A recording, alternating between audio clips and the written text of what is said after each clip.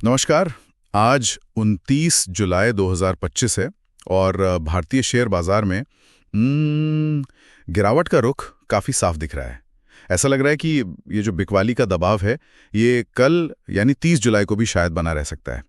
तो आज हम कोशिश करेंगे कि हमारे पास जो भी विश्लेषण और आंकड़े हैं उनके आधार पर इस गिरावट को थोड़ा समझें कि इसके पीछे कौन से कारण हैं और निवेशकों के लिए इसका क्या मतलब है।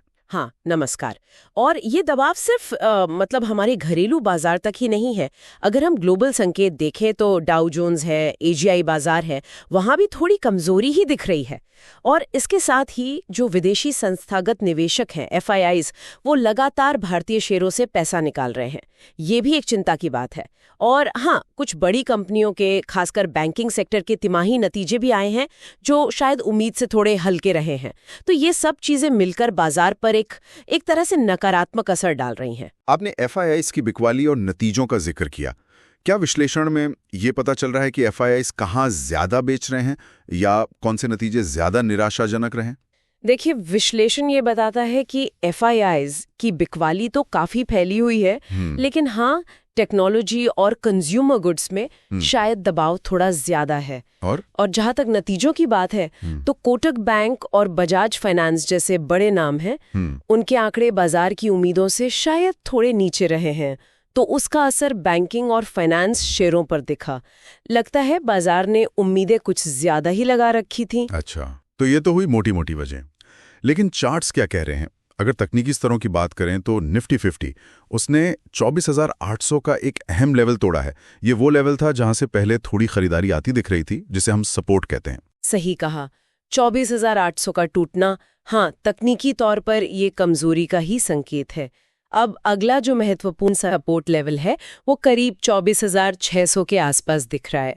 और अगर बाजार यहां से ऊपर की तरफ जाता है तो पहले 25,000 और फिर 25,600, ये वो स्तर होंगे जहां उसे थोड़ी रुकावट महसूस हो सकती है, मतलब प्रतिरोध।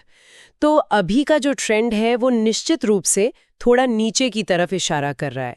एक दिलचस्प बात विश्लेषण में ये भी आई है कि शायद 29 जुलाई के आसपास, मतलब आजकल में, एक छोटा मोटा अल्पकालिक बॉटम बन सकता है, यानी गिरावट थमकर एक हल्का उछाल आ सकता है। इसमें कितनी सच्चाई हो सकती है, जबकि सारे संकेत तो नेगेटिव लग रहे हैं? देखिए, बाजार कभी भी एक सीधी लाइन में तो चलता नहीं है ना।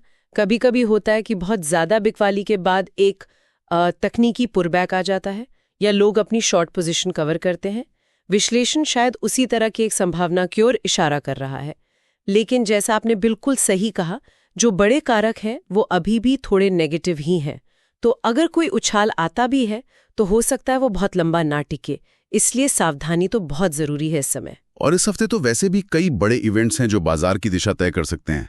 जरा उन पर भी एक नजर डाल लेते हैं। बिल्कुल। एक तो ये कि कंपनियों के तिमाही नतीजे आते रहेंगे, उन पर बाजार की नजर रहेगी ही। दूसरा, ये एफआईआईज की बिकवाली, क्या ये जारी रहती है या इसमें कुछ कमी आती है, ये देखना अहम होगा। तीसरा और शायद सबसे महत्वपूर्ण, इस हफ्ते अमेरिका का जो सेंट्रल बैंक है, फेडरल रिजर्व, उनकी बैठक है। अब वो ब्याज दरों पर क्या फैसला लेते हैं, इसका सीधा असर दुनिया भर के बाजारों पर और खासकर एफआईआईज के मूड पर पड़ेगा। और वो भारत अमेरिकन ट्रेड डील का क्या चल रहा है? उसकी डेडलाइन भी तो पास आ रही है। हाँ, 1 अगस्त की समय सीमा है, तो वो नजदीक आने से एक अनिश्चितता सी बनी हुई है। डील होती है, नहीं होती है, किन शर्तों पर होती है, उसका असर भी बाजार पर दिखेगा। और फिर एक और चीज है, डॉलर की मजबूती। वो भी एक अहम फैक्टर है जिसका असर कमोडिटी और मेटल सेक्टर पर पड़ सकता है। तो ये सारे तार आप देखें तो कहीं ना कहीं एक दूसरे से जुड़े हैं। जैसे फेड का फैसला डॉलर की चाल को प्रभावित करेगा, डॉलर की चाल एफआईआई निवेश को, कमोडिटी कीमतों को, सब जुड़ा हुआ है। समझ गए। तो इतने सारे मिले जुले और ज्यादातर तो नकारात्मक ही लग रहे हैं। इन संकेतों के बीच एक आम निवेशक को क्या करना चाहिए? क्या ये गिरावट खरीदारी का मौका है या रुकना बेहतर है? देखिए, सबसे पहली और सबसे जरूरी सलाह तो यही है कि सतर्क रहें, जल्दबाजी में कोई फैसला ना लें। अगर कोई छोटी अवधि के लिए सोच रहा है तो शायद अभी रुकना और बाजार को थोड़ा स्थिर होने देना ही बेहतर है। लेकिन हाँ, जो निवेशक लंबी अवधि का नजरिया रखते हैं, मतलब 5 से 10 साल या उससे ज्यादा के लिए निवेश करते हैं, वो इस गिरावट को एक अवसर की तरह देख सकते हैं।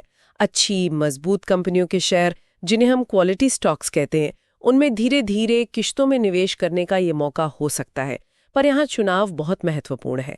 सिर्फ क्वालिटी स्टॉक्स पर ही ध्यान देना चाहिए, मतलब ऐसी कंपनियां जिनके फंडामेंटल्स मजबूत हों, बिजनेस मॉडल टिकाऊ हो, कर्ज कम हो, ऐसी कंपनियों पर फोकस करना चाहिए।